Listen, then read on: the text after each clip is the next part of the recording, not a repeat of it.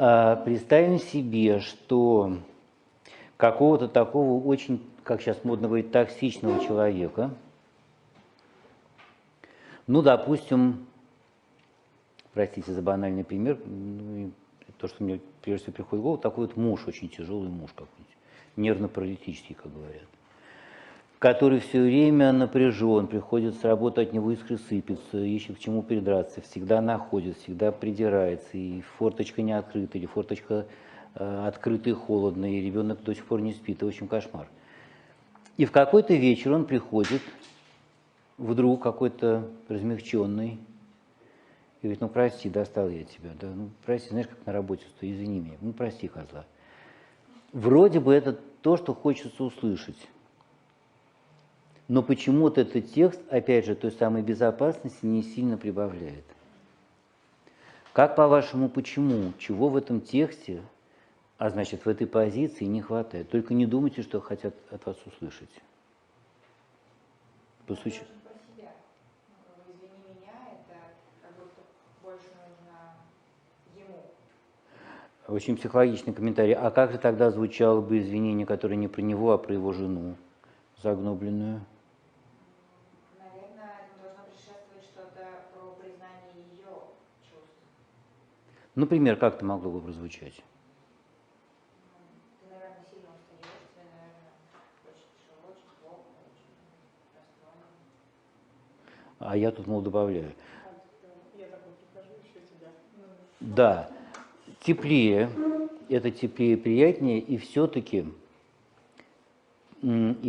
кажется, поправьте меня, если у вас другие ощущения, и этот текст не сильно вселяет надежду, что в следующий раз будет что-то другое. Ну, так искренне. Даже если он сейчас звучит искренне, но это он сейчас сегодня размягченный, а завтра придет опять напряженный. Длительное раскаяние. Что? Действие. Вот это теплее. Что? Чем помочь, предложить помощь. Вот теперь, мне кажется, мы подбираемся к самому фокусу.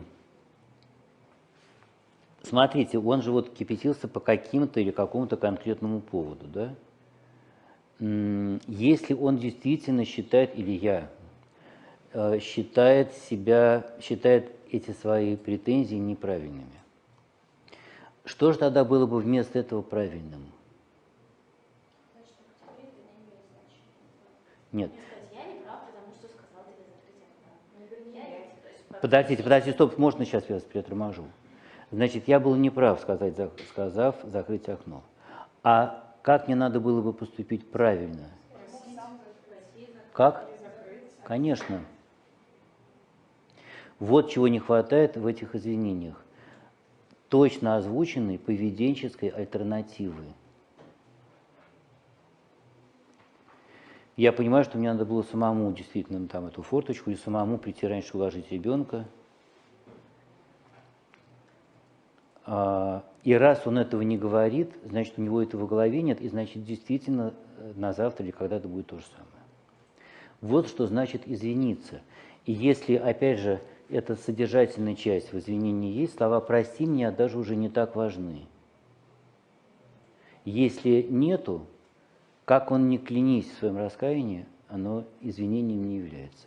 Вот что значит извиниться перед ребенком. И это важно не только для того, чтобы в ребенка вселить хоть какое-то чувство, хоть какую-то надежду на безопасность.